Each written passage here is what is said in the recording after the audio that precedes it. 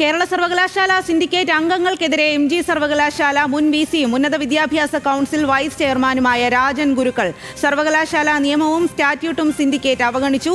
വിസിയുടെ അഭാവത്തിൽ സിൻഡിക്കേറ്റിന് തീരുമാനങ്ങൾ എടുക്കാൻ അധികാരമില്ല. വിസിയാണ് സർവകലാശാലയുടെ ഏക ചീഫ് എക്സിക്യൂട്ടീവും അക്കാദമിക് മേധാവിയുമെന്ന് രാജൻ ഗുരുക്കൾ ദ ഹിന്ദുവിന് നൽകിയ അഭിമുഖത്തിലാണ് ഈ ഒരു പരാമർശമുണ്ടായിരിക്കുന്നത്. ഹാൻസ് ആണ് വിവരങ്ങളുമായി ചേരുന്നത്. ഹാൻസ്, എന്തായാലും വലിയ തരത്തിൽ നിർണായകമായിട്ടുള്ള ഒരു വിവരം തന്നെയാണ് ഇപ്പോൾ പുറത്തു വരുന്നത് എന്നുള്ളതാണ്.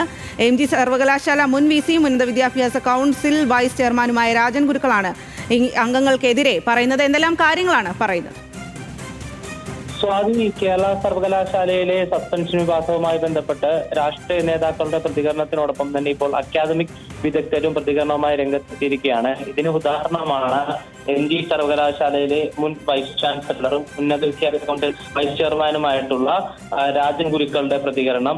കേരള സർവകലാശാലയിലെ ഇടത് സിൻഡിക്കേറ്റ് അംഗങ്ങൾക്കെതിരെ വിമർശനവുമായാണ് അദ്ദേഹം രംഗത്തെത്തിയിരിക്കുന്നത്. ഇത് പ്രധാനമായും രജിസ്ട്രാറായിട്ടുള്ള KS അനിൽകുമാറിന്റെ സസ്പെൻഷൻ നടപടി റദ്ദാക്കിയ തീരുമാനത്തിനെതിരെയാണ് വിമർശനം.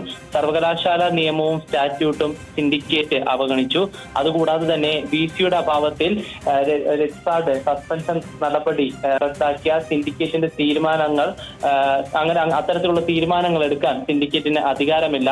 കൂടാതെ വിസി സസ്പെൻഡ് ചെയ്ത ആളെ സിൻഡിക്കേറ്റ് തിരിച്ചെടുത്തത് നിയമപരമായ അജ്ഞത കാരണമാണ്. കൂടാതെ സിൻഡിക്കേറ്റിനെയും വൈസ് ചാൻസലറെയും വ്യത്യസ്ത സ്ഥാപനങ്ങളായി കണ്ടു. കൂട്ടായ തീരുമാനത്തിന് പുറത്ത് സിൻഡിക്കേറ്റിന് വ്യക്തിഗത അധികാരമില്ല. കൂടാതെ സർവകലാശാലയുടെ ഏക ചീഫ് എക്സിക്യൂട്ടീവും അക്കാദമിക് മേധാവിയും വിസി ആണ് എന്നുകൂടി രാജൻ ഗുരുക്കൾ പറഞ്ഞു വെക്കുന്നു.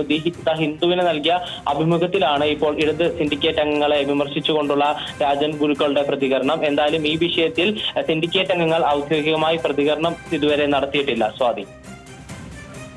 ശരി ഹാൻസ്, കേരള സർവകലാശാല സിൻഡിക്കേറ്റ് അംഗങ്ങൾക്കെതിരെയാണ് എം.ജി. സർവകലാശാല മുൻ വിസിയും ഉന്നത വിദ്യാഭ്യാസ കൗൺസിൽ വൈസ് ചെയർമാനുമായ രാജൻ ഗുരുക്കൾ ഇപ്പോൾ രംഗത്തെത്തിയിരിക്കുന്നത്.